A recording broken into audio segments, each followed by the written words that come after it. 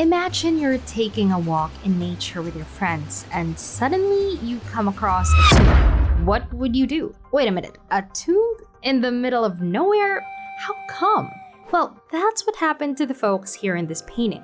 What a misfortune! But how did this strange encounter happen? Why is that man pointing at the tomb? What is he seeing? What is such a well-dressed woman doing in the middle of a forest? Why does she seem so calm? I wonder what this unusual encounter in the Arcadian Shepherds by the prestigious French painter Nicolas Poussin is really trying to show. Let's see.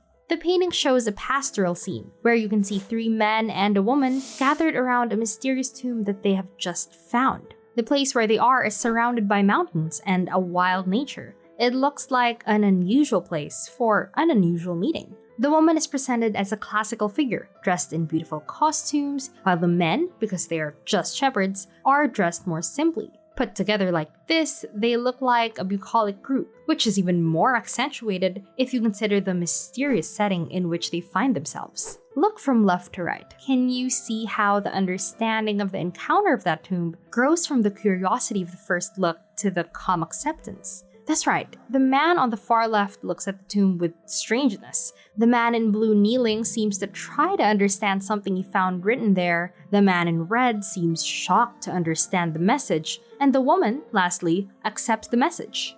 Two of the shepherds are leaning over the tomb. They point to the inscription that will reveal the true central message that the painting wants to convey. The woman seems to be different from the others, from a different time, like a figure from the past. Her face in profile resembles a bust or a statue, and her pose is immobile, just like the marble sculpture. She appears to be inspired by Greek and Roman mythological sculptures. One of the men who is kneeling traces with his finger something that is engraved on the side of the tomb. He seems puzzled by the message, while the other kneeling shepherd looks alarmed at the woman and also points at the inscription.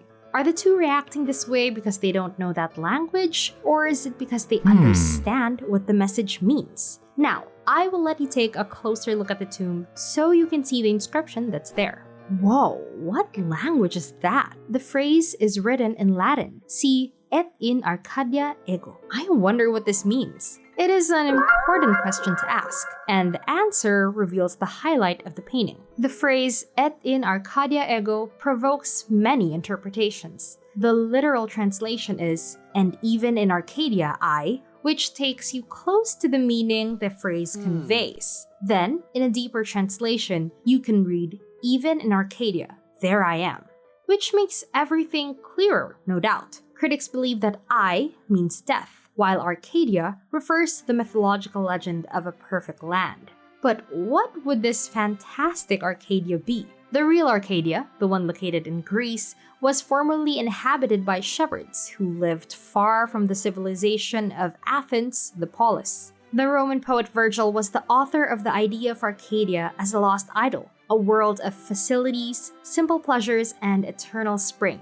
It was Virgil's writings, filled with a soft melancholy, that inspired later Renaissance artists to revive the nostalgic idea of Arcadia. Poussin seems to be one of those artists, and he uses this fantastic concept in this painting in a fantastic way as well. You must be wondering, but where is the group? In real Arcadia or in fantastic Arcadia? Who knows, in both places at the same time. So it means that the phrase implies that the person buried in this tomb once lived in this Arcadia land?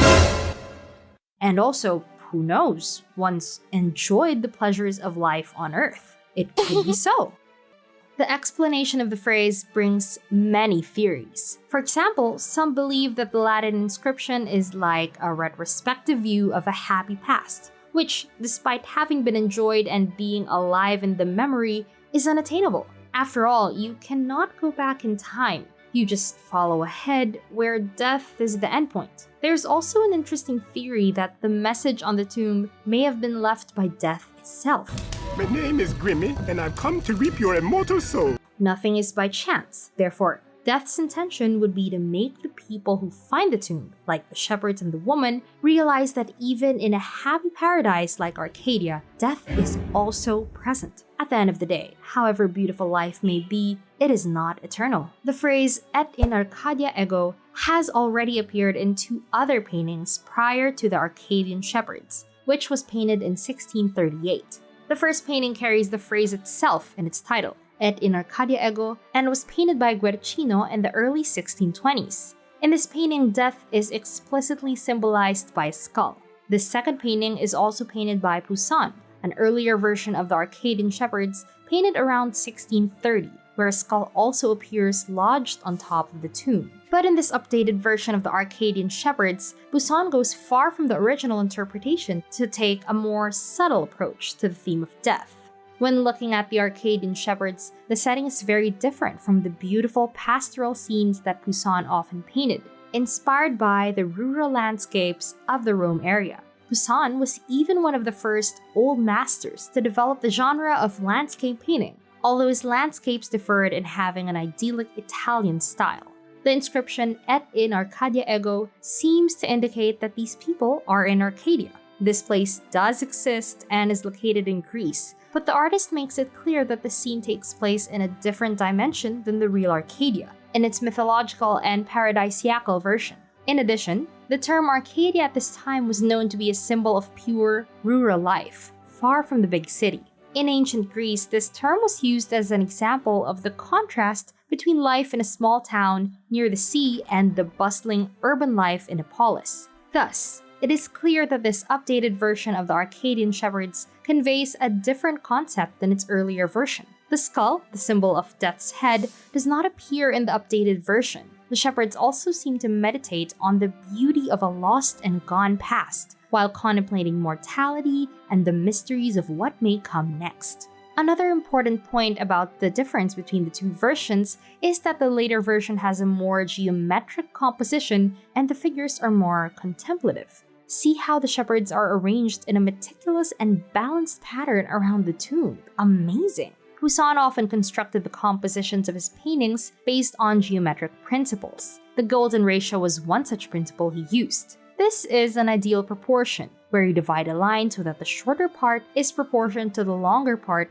as the longer part is to the whole. In the Arcadian Shepherds, the artist used geometry to determine the layout of the painting and its key elements, improving the harmony and balance of the composition. In the later version of the Arcadian Shepherds, the reference to death is less explicit, such as the absence of the traditional skull. Here too, the mood is calmer, and one possible reason is that Poussin changed his religious views, becoming a firm believer in Stoicism. He believed in a philosophy that held that the pursuit of material possessions was a futile pursuit, and man should simply face his mortality. The only glimmer of optimism in the painting seems to be the use of art as a response to the inevitability of death. Only art can remember what has died. Only the power of art can soothe the emotions. Only art can express feelings through visual beauty, things that cannot be expressed in words. In the Arcadian Shepherds, the passage of time is indicated in a few details. See the sun setting in the background, indicating another day that is coming to an end. Observe the tomb, with signs of deterioration, as if it had been there for a long time. And even though it is made of stone, resistant, it has also suffered the actions of time. How old is that tomb? Is it even older than the lives of those people? The Arcadian Shepherds was a painting commissioned in 1638 by Giulio Rospigliosi, who would later become Pope Clement IX. Rospigliosi had already commissioned a painting by Poussin a few years earlier, Poussin's Dance to the Music of Time, from 1634 to 1636. It is for this reason, perhaps, that we see in the Arcadian Shepherds a work full of complexities. Here, the artist deals with difficult philosophical questions and illustrates his devotion to the art of classical antiquity, figure painting, and his reflections on life and death. The main idea behind the Arcadian Shepherds to be a creative vision of man discovering the shocking truth of how death is inevitable, even in the best of circumstances. So, after analyzing the Arcadian Shepherds, what is your impression? Did the painting make you reflect on the philosophy surrounding the relationship between life and death? Which interpretation of Et in Arcadia ego do you think makes the most sense? Well, without a doubt, Poussin's painting represents a beautiful and unique view of such a profound philosophical question. It is indeed art, bringing beautifully the questions between heaven and earth. If you like this video and want to watch more content like this, don't forget to leave your like here in the video, subscribe to our channel, and don't forget to activate the notifications to stay tuned for the next videos. I hope to see you around soon, but not near a tomb. Agreed? See you next time!